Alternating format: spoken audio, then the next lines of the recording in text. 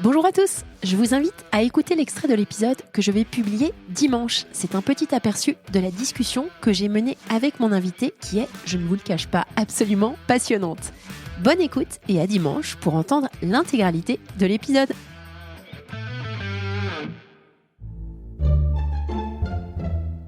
Solène Niederkorn vous propose FinScale, un éclairage sur l'innovation dans le monde de la finance, de la banque et de l'assurance.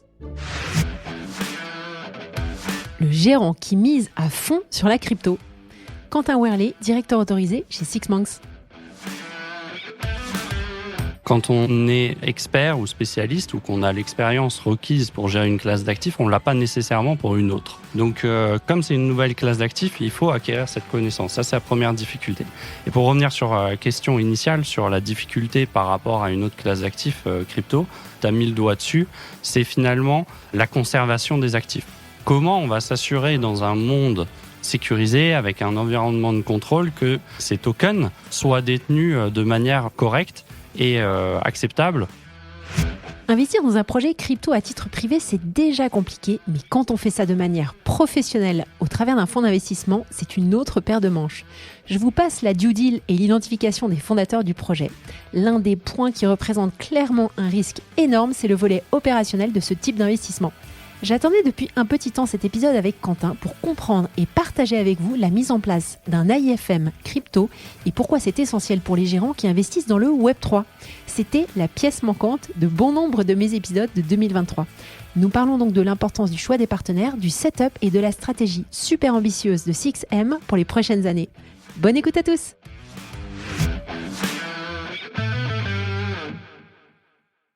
Bonjour à tous, bonjour Quentin. Bonjour Solène. Bienvenue sur FinScale. Trop contente de t'accueillir dans un café. Alors je fais une petite parenthèse avant qu'on commence l'épisode, parce que j'ai eu des retours de certains auditeurs qui me disent mais il y a un bruit d'ambiance, c'est étrange, c'est dommage. Alors moi je trouve qu'au contraire c'est sympa d'avoir un bruit d'ambiance. Donc désolée pour les quelques auditeurs qui n'apprécient pas ce petit fond sonore, puisque voilà, ça fait partie de la teinte et de la couleur du podcast. Maintenant, Quentin, est-ce que tu pourrais s'il te plaît te présenter à nos auditeurs ? Bien sûr, bonjour à tous. Quentin, je viens de la finance traditionnelle. J'étais un auditeur externe dans un Big Four pendant des années. Mes clients étaient des fonds d'investissement et des sociétés de gestion. Ça se passait très bien dans mon parcours professionnel et en fait, j'ai eu un projet très excitant dont on va échanger aujourd'hui dessus. Le projet m'a particulièrement plu sur le côté entrepreneuriat, partir d'une feuille blanche, de prendre un risque à un moment dans ma carrière où les choses se passaient bien, donc me mettre un peu en danger. Et on a identifié qu'un nouveau service pouvait rendre de forts services à d'autres personnes sur la place financière et sur la société de gestion en particulier dont on s'occupe. Voilà, 6M, Six Monks. Alors en fait, j'ai rencontré, je vais préciser à nos auditeurs, j'ai rencontré Quentin à un event qui est organisé par Fipto, je ne sais pas si tu te souviens, à Paris. Et quand tu as esquissé en fait le projet sur lequel tu travaillais, j'ai trouvé ça absolument génial. Pourquoi ? Parce que ça faisait un petit temps déjà que je me grattais la tête sur le sujet avec des clients ou avec des personnes avec lesquelles je m'entretenais qui étaient dans le domaine des fonds d'investissement et de la crypto. Et c'est vrai qu'on ne trouvait pas de solution. Donc, je suis hyper heureuse que maintenant, vous ayez enfin le droit d'en parler puisque vous avez votre autorisation de la part du régulateur pour prester vos activités. Donc, c'est tout neuf. Est-ce que tu pourrais quand même nous préciser, avant qu'on rentre dans le détail, en 2 minutes, la proposition de valeur de 6M ? Donc, 6M est aujourd'hui une société de gestion autorisée, comme tu l'as introduit. En fait, on vient en complément de ce qui existe déjà. Il y a déjà sur le marché beaucoup de sociétés de gestion qui s'occupent de la classe d'actifs de private equity. Donc, c'est quelque chose dont on s'occupe aussi. Mais en plus de ça, on s'occupe de la classe d'actifs crypto-actifs. Et aujourd'hui, on est le premier à Luxembourg à pouvoir fournir des services à des promoteurs de fonds, à des asset managers qui souhaitent avoir des produits régulés ou supervisés en tout cas par nous, l'AIFM, et être distribués en Europe, qui investissent directement dans les crypto-actifs.